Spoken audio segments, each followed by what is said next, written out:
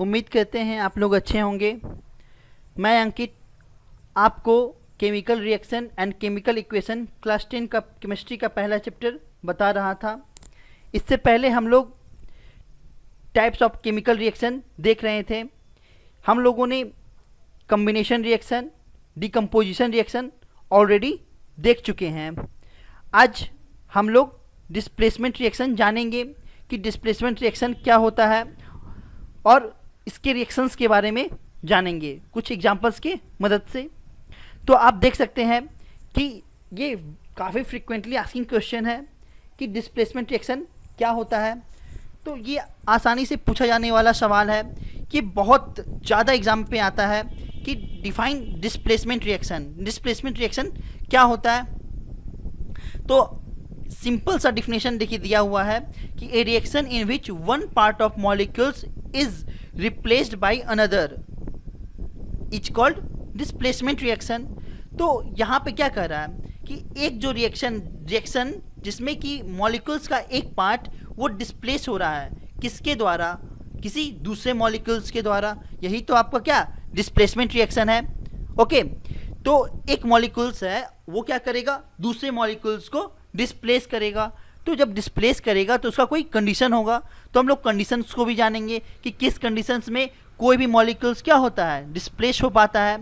तो अगर हम देखिए एग्जांपल्स के थ्रू समझने की कोशिश करें तो यहाँ पे कैसे समझ सकते हैं कि मान लीजिए कि आप अपने पार्टनर के साथ बेंच पे बैठे हैं। ओके, तो एक बल्ली यानी एक कोई मजबूत व्यक्ति आता है और आपके फ्रेंड्स को क्या करेगा? डिस्प्लेस कर देगा या आपको डिस्प्लेस कर देगा। मतलब जो आप दोनों में क्या होगा? वीक होगा। तो देख सकते हैं इमेज में क्या है कि ये दोनों है, यहाँ पे एक ये बंदा है, क्या ये दोनों बेंच पे बैठा हुआ है। ये बंदा आता बाहर से है और ये बी को, ये बंदा बाहर से आता है ए और इस बी को क्या करता है? डिस्प्लेस कर देता है। क्योंकि ये क्या है? ए के रिस्पेक्ट, यहाँ बी के रिस्पेक्ट में क्या है? थोड़ा ज़्यादा पावरफुल है।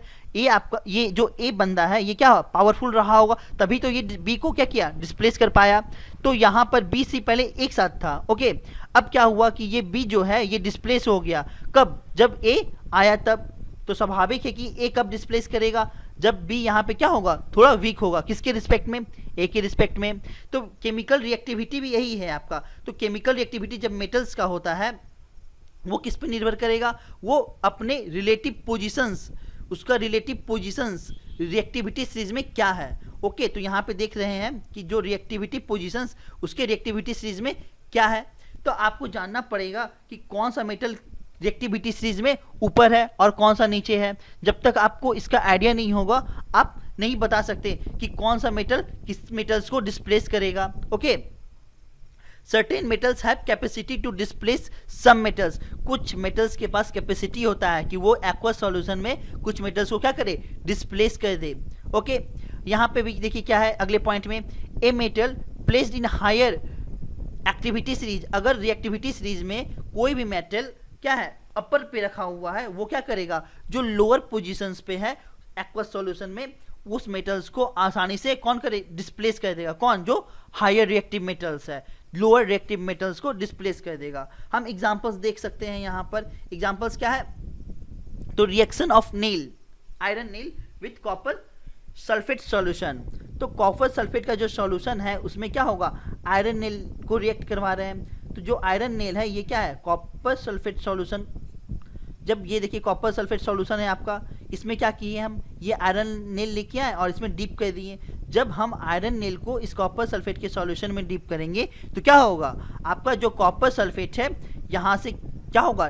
कॉपर यहाँ से डिस्प्लेस होना शुरू हो जाएगा। क्यों? क्योंकि जो आयरन और कॉपर की रिस्पेक्ट में आयरन क्या है? ज़्यादा पावरफुल है, यानी ज़्यादा रिएक्टिव है। किसके रिस्पेक्ट में? कॉपर की रिस्पेक्ट में। तो यहाँ से क्या होगा? कॉपर डिस्प्लेस होना शुरू हो जाएगा और यहाँ पे क्या करेगा? आयरन अपना जगह ऑक्यूपाई कर लेगा। तो मतलब यहाँ से जो कॉपर सल्फेट है ये क्या में कन्वर्ट हो जाएगा आपका? तो फेरस सल्फेट में, मतलब आयरन सल्फेट में कन्वर्ट हो जाएगा और क्या बच जाएगा? तो कॉपर अलग हो जाएगा। तो देख सकते हैं यहाँ पर क्या है कि जो कॉपर सल्फेट का जो कलर है वो क्या है? Actually green colour, sorry blue colour का होता है। कॉपर सल्फेट किस कलर में? इसको ब्लू विट्रॉल के भी नाम से जाना जाता है। तो ये जो कॉपर सल्फेट है जब आयरन इसमें डिप किए तो ये क्या हो गया, ये ग्रीन कलर का हो गया। मतलब FeSO4 का कलर कैसा होता है आपका, ये ग्रीन कलर का होता है। देख यहाँ पे देखिए Fe को ऐड किए किसमें, कॉपर सल्फेट में, तो कॉपर क्या हो गया, डिस्प्लेस हो गया और FeSO4 का सॉल्यूशन एक्वा सॉल्यूशन बन गया है। तो iron being more reactive than copper displaces out copper from the copper sulphate solution. Okay, ये लाइन तो समझ में आ गया होगा। फिर क्या है, which can be observed as blue colour. देखिए यहाँ पे क्या है, ये ब्लू कलर का है, ये क्या हो रहा है, फेड हो रहा है। कब, जब यहाँ पे फेड होकर क्या हो रहा है, ग्रीन फेरस सल्फेट, यहाँ पे फेरस सल्फेट का जो कलर है वो क्या हो रहा है, ये ग्रीन हो रहा है। तो इसी बातों को हम लोग ऑलरेडी देख चुके हैं ऊपर वाले इस एग्जांपल में। यहाँ पे ये ब्लू कलर है और ये क्या हो गया, ग्रीन कलर हो गया। तो यहाँ से आपको दो चीज जानने को मिला कि कॉपर सल्फेट का कलर क्या होता है, ये ब्लू कलर का होता है, और फेरस सल्फेट का जो कलर होता है ये क्या होता है, ग्रीन कलर होता है। ओके, नेक्स्ट देखिए, अब सबसे ये इंपॉर्टेंट है। ओके, ये जो रिएक्टिविटी चीज है ये काफी क्या है, इंपॉर्टेंट है। आपको ये थोड़ा ध्यान में होना चाहिए कि कौन मेटल कब किसको डिस्प्लेस करेगा। तो देख सकते हैं कि जो पोटासियम है, पोटासियम क्या है, मोस्ट रिएक्टिव एलिमेंट है। पोटासियम आपका सबसे ज्यादा रिएक्टिव एलिमेंट है, किसके रिस्पेक्ट में, तो और सभी के रिस्पेक्ट में। यहाँ पे सारा जो सीरीज दिया गया है उसके रिस्पेक्ट में सबसे टॉप पर क्या है आपका, पोटासियम है। पोटासियम के बाद क्या है, सोडियम है, कैल्शियम है, मैग्नीशियम है, एल्यूमिनियम है, फिर कार्बन है आपका, जिंक है, आयरन है, यहाँ पे टीन है, लीड है, हाइड्रोजन। जो हाइड्रोजन है यहाँ पे क्या है, हाइड्रोजन जिसका कि पोटेंशियल क्या माना गया है, 0.0 वोल्ट। मतलब हाइड्रोजन से ऊपर जितने भी होते हैं ये क्या होता है, मोर रिएक्टिव होता है, यानी मोर एक्टिव मेटल है। किसके रिस्पेक्ट में, हाइड्रोजन के रिस्पेक्ट में। और यहाँ पर हाइड्रोजन से नीचे क्या है, ये बहुत ही कम रिएक्टिव एलिमेंट है, ये बहुत ही कम एक्टिव है। एक्टिव बोलिए चाहे रिएक्टिव बोलिए, ठीक है ना। तो कॉपर देख सकते हैं हाइड्रोजन से नीचे किसको किसको रखा गया है, तो आपका कॉपर को रखा गया है, फिर सिल्वर है, गोल्ड है, और सबसे जो कम रिएक्टिव है वो कौन सा है, प्लैटिनम है। सबसे जो लिस्ट रिएक्टिव है ये प्लैटिनम है। तो आप लोगों को कहना क्या है, इस टेबल्स को बार बार एनालाइज करना है, ठीक है ना, बार बार देखते रहना है, ताकि ये जो टेबल है आपको थोड़ा माइंड में सेटअप हो जाए अच्छे तरीके से, ताकि कोई भी क्वेश्चंस दिया जाए, जैसे मान लीजिए क्वेश्चंस इसी टाइप से दे देगा, जैसे N2SO4, ठीक है ना, सोडियम सल्फेट प्लस मैग्नीशियम। क्या लगता है आपको कि यहाँ पे जो मैग्नीशियम है इस सोडियम को डिस्प्लेस कर पाएगा? देखिए, तो अगर आपको जब तक टेबल आप लोग क्या करेंगे कि MgSO4 बना देंगे, यही ना, सिंपल कोई भी सोचेगा MgSO4 प्लस Na, पर ये एक्चुअली होगा, ये नहीं होगा, और ये क्या हो जाएगा आपका, गलत हो जाएगा। कैसे गलत होगा, तो यहाँ पे क्या देखिए कि मैग्नीशियम क्या है, सोडियम के रिस्पेक्ट में लिस्ट रिएक्टिव है, कम रिएक्टिव है। तो मैग्नीशियम इतना पावरफुल है कि ये सोडियम को डिस्प्लेस कर दे। बेचारा सोडियम तो ऑटोमेटिक क्या है, बहुत ज्यादा एक्टिव है, बहुत ज्यादा पावरफुल है एलिमेंट। किसके रिस्पेक्ट में, इस मैग्नीशियम के रिस्पेक्ट में। तो ये मैग्नीशियम इसको, सोडियम को डिस्प्लेस नहीं कर पाएगा। इसलिए हम कह सकते हैं कि ये रिएक्शन क्या होगा, डज नॉट अकर, यानी यहाँ पे डायरेक्ट आपको लिख देना no reaction takes place. Okay, यहाँ पे कोई भी रिएक्शन अकर नहीं होगा। अगर बाय द वे चांस आपका ये क्वेश्चन होता MgSO4 प्लस सोडियम, क्या यहाँ पे ये सोडियम Mg को डिस्प्लेस करेगा? हाँ, डिस्प्लेस करेगा, और ये आसानी से क्या बना लेगा, Na2SO4 प्लस Mg, यानी ये रिएक्शन क्या होगा, टेक प्लेस होगा। तो जब तक आपको ये टेबल्स ध्यान में नहीं रहेगा, आप रिएक्शंस को नहीं बना पाएंगे अच्छे तरीके से। ओके, तो आपको ये क्या करना है, ये टेबल को पूरा अच्छे तरीके से क्लियर अपने माइंड में रखना है, ये जो टेबल दिया हुआ है। देखिए, कुछ एग्जांपल्स दिया गया है। तो एग्जांपल्स क्या है, पहला एग्जांपल्स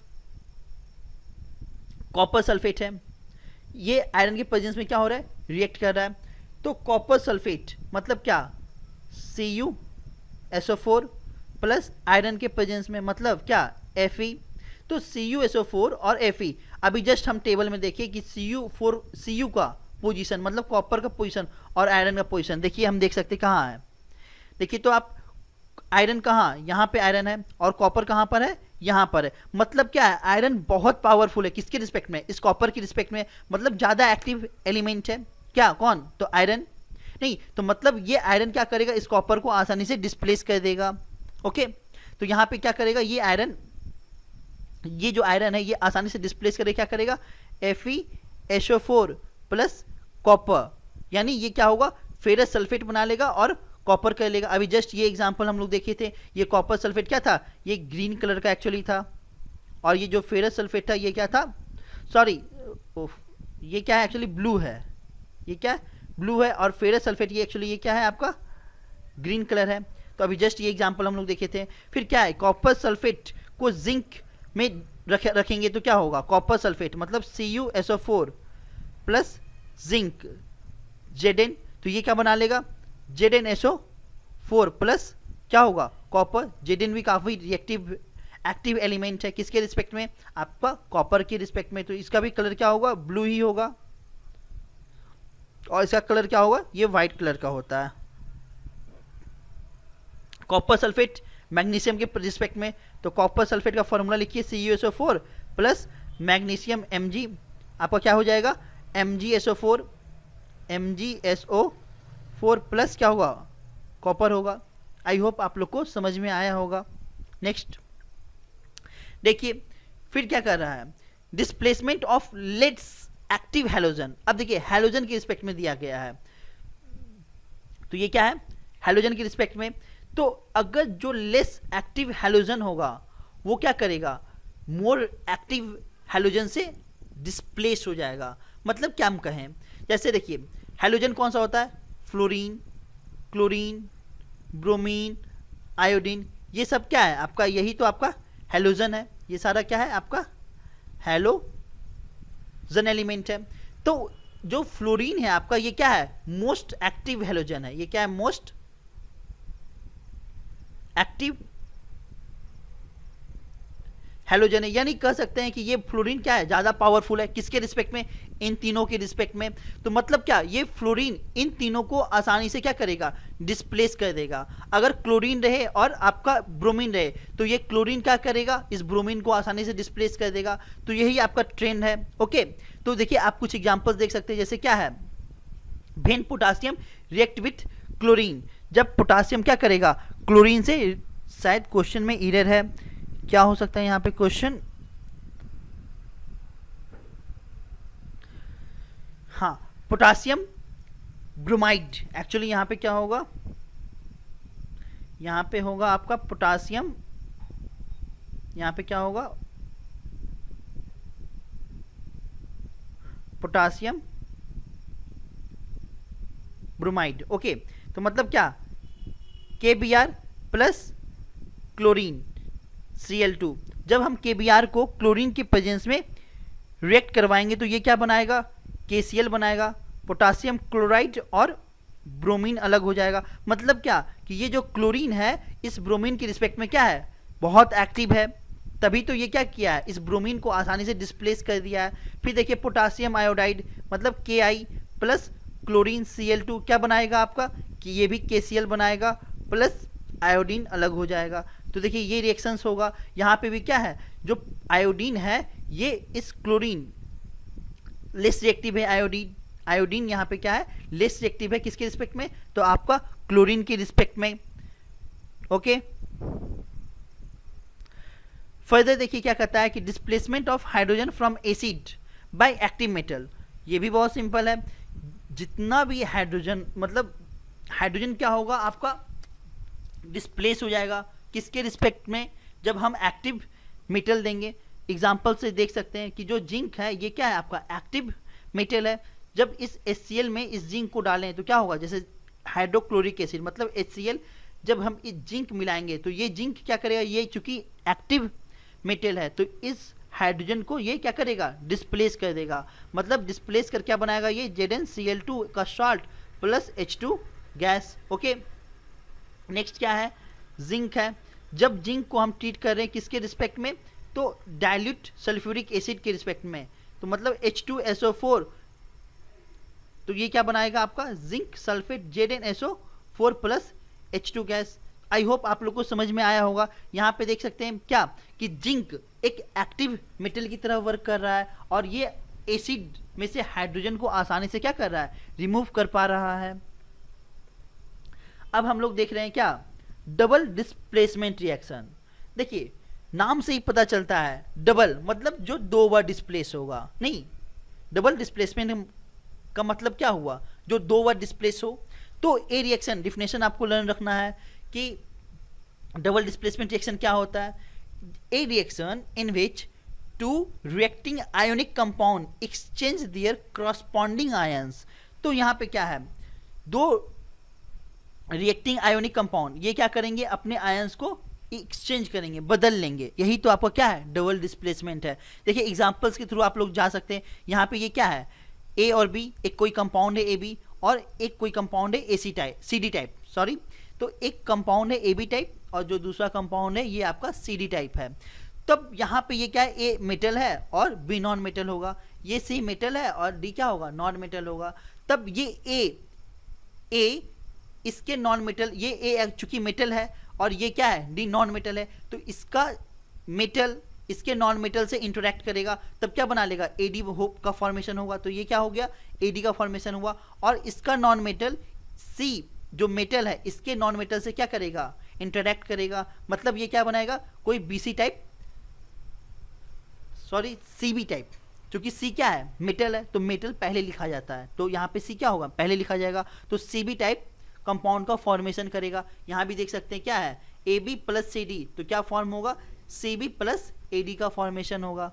तो आई होप आप लोग को समझ में आ रहा होगा कि ये बहुत ही सिंपल है कि रिएक्शन में क्या होगा, 2 आयोनिक कंपाउंड होंगे, वो एक्चुअली क्या करेगा, दोनों आयोनिक कंपाउंड एक दूसरे में अपने आयंस को क्या करेंगे, एक्सचेंज कर लेंगे।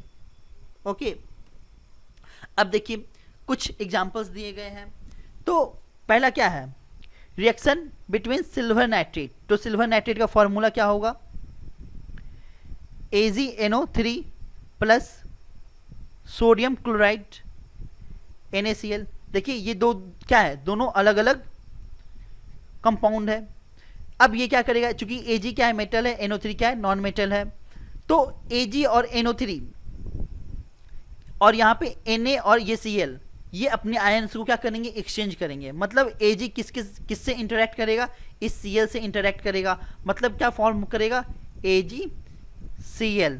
ओके, तो AgCl का फॉर्मेशन होगा और क्या बनेगा, और ये NaNO3 के साथ इंटरेक्ट करके NaNO3 सोडियम नाइट्रेट का फॉर्मेशन करेगा। हो गया ये रिएक्शन, यही तो आपका डबल डिस्प्लेसमेंट है। यहाँ पे क्या हुआ कि यहाँ पर NO3 डिस्प्लेस हुआ और यहाँ पे क्लोरीन भी क्या हुआ, डिस्प्लेस हुआ। तो 2 बार आयंस क्या हो रहा है, डिस्प्लेस हो रहा है।